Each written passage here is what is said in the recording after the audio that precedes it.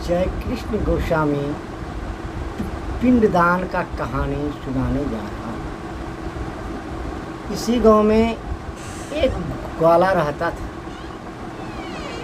ग्वाला मन ही मन सोच रहा था कि मैं अपने पिता का पिंडदान करूँगा। कुछ दिन की बात, गांव के सारे व्यक्ति ने ग्वाले से बोला कि ये ग्वाला, तेरा पिता का मृत्यु का बहुत दिन हो चुका है, तूने अपने पिता का पिंडदान कर लो। ग्वाले ने बोला, नहीं भाई, मैं अनजान हूँ, अकेला मैं गाया कैसे जाऊँगा। ये बात चलता रहा। कुछ दिनों के बाद गांव के 2, 4, 5 आदमी गाया जाने के लिए तैयार हुए। वो ग्वाले का नाम रमेश था। रमेश वो भी बोला कि भाई मैं भी जाऊंगा गाया अपने पिता का पिंडदान करने के लिए। जब रमेश पिंडदान की सारी तैयारियां कर लिया और अपने घरवाली से बोला, ये राधा, हमें पिंडदान करने के लिए मेरे साथ गाया जाना है। राधा ने बोला, ठीक है, माता पिता का पिंडदान करना दुनिया में सबसे बड़ा पुण्य का काम है। ये सोचते सोचते दोनों पति पत्नी खाना खा करके सो गया।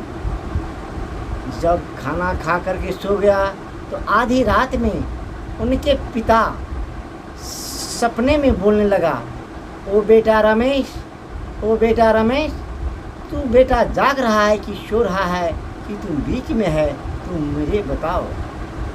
रमेश ने बोला, ओ पिताजी, ना तो मैं सोता हूँ ना मैं जागता हूँ, मैं तो बीच में अटक रहा हूँ, क्योंकि मुझे आपका पिंडदान करने के लिए गाया जाना है। रमेश के पिता ने बोला, बेटा तूने मेरा एक बात मान लो बेटा, उसके बाद तूने गाया मेरा पिंडदान करने के लिए जाना। बोला, पिताजी, आपका मैं सारा बात मानने के लिए तैयार हूँ, लेकिन आप तो मर चुके हैं, तो मैं आपका बात कैसे मानूंगा। बोला, बेटा, मैं तो मर तो गया हूँ, लेकिन फिर से मैं अपने ही गांव में पैदा लिया हूँ।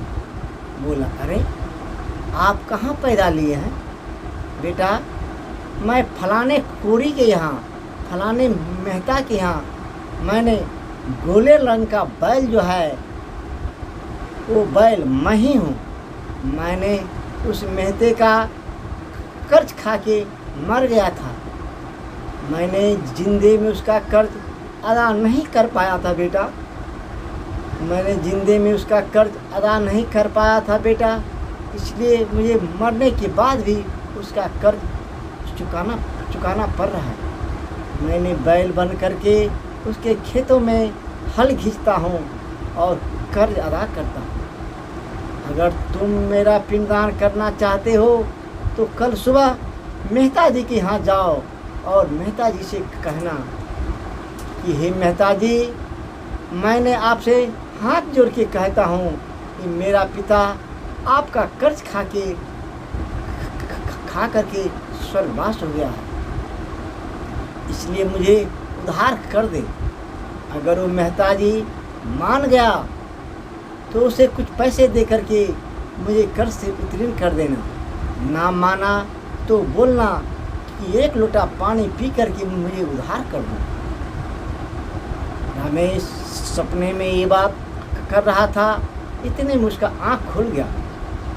आँख खुलने के बाद उन्होंने ज़ोर ज़ोर से रोने लगा कि मेरा पिता मेहता जी का कर्जा खा करके मर गया था, इसलिए वो अपने जीवित में कर्ज अदा नहीं कर पाया, इसलिए वो बैल बन करके मेहता जी के यहाँ हल खींच रहा है और अपना कर्ज अदा कर रहा है। रमेश की रोने की आवाज़ सुन करके उसकी घरवाली राधा जग गया और बोला, रमेश, आप क्यों रो रहे हैं। रमेश अपनी घरवाली राधा से बोला, ए राधा क्या बताऊं, बहुत अजूबे की बात है। बोला, क्या अजूबा की बात है, मुझे तो बताओ।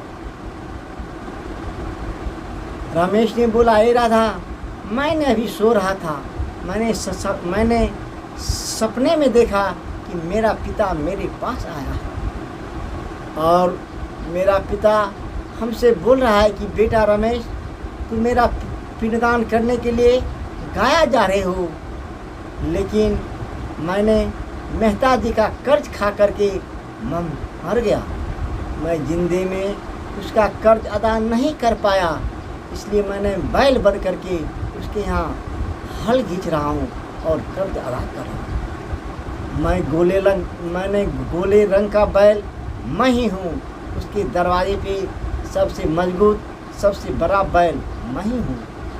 अगर तुम गाया ही जाना चाहता है तो जाओ, मेहता जी से कहना कि मेरा पिता आपका कर्ज खा करके मर गया था, कुछ पैसे लेकर के मुझे अदा कर दो। अगर ना माने तो उसे कहना कि एक लोटा पानी पी करके मेरा कर्ज अदा कर दो। राधा ने बोला, कोई बात नहीं, सुबह होने दीजिए, मैंने गांव का लोग को इकट्ठा करता हूँ और मेहता जी के यहाँ मैं अवश्य जाऊँगा। बोला, ठीक है। सुबह होते ही राधा और रमेश गांव के सारे आदमी को बिठाया और बोला, भैया मैं गाया नहीं जा पाऊँगा। गाया जाने वाले व्यक्ति ने बोला, तुम्हें क्या हो गया, तुम गाया क्यों नहीं जाओगे, तेरा सारा व्यवस्था तो तैयार है। रमेश रोता हुआ बोला, मैंने राधा के साथ अपने घर में सो रहा था, मेरे पिता ने सपने में हमसे बोला, ये बेटा रमेश, उन्हें गाया जा रहे हो और मैं मेहता जी का कर्ज खा करके मर गया था। मैंने जिंदे में उसका कर्ज अदा नहीं कर पाया, इसलिए मैंने बैल बन करके उसका हल खींच रहा हूँ। अगर तुमने जाना चाहो तो पहले मेहता जी का कर्ज अदा कर दो, फिर तुम गाया जा करके मेरा पिंडदान करो।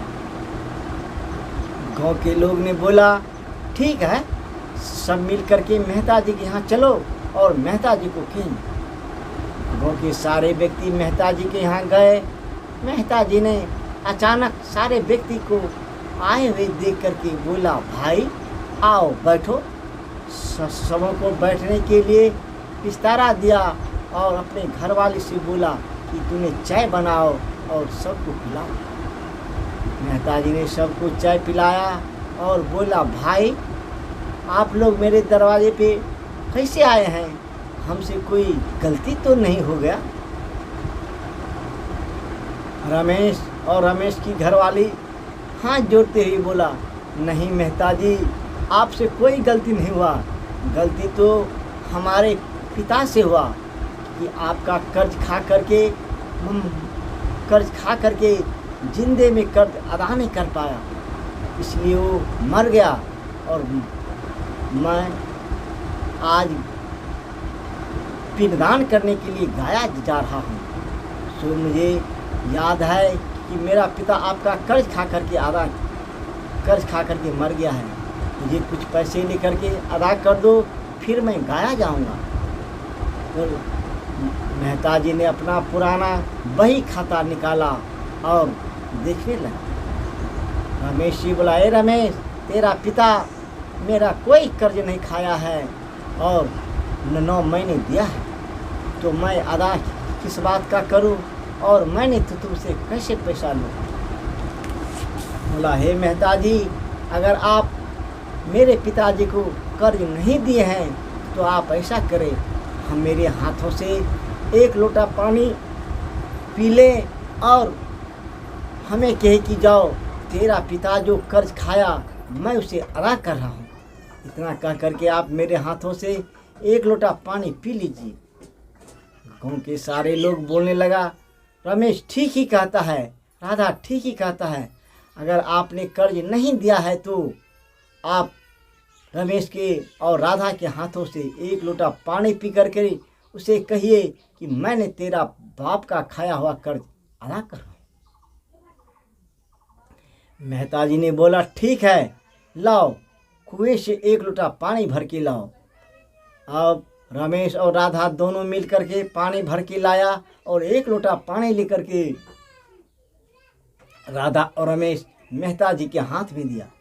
मेहता जी ने पानी पी लिया और बोला जाओ, मैंने तेरे पिता का कर्ज अदा कर दिया, अब तेरे पिता का कर्ज मेरे यहाँ नहीं है। इतना कहते ही मेहता जी का गोले रंग का बैल यूं ही खड़े खड़े गिर गया और बैल का मृत्यु हो गया।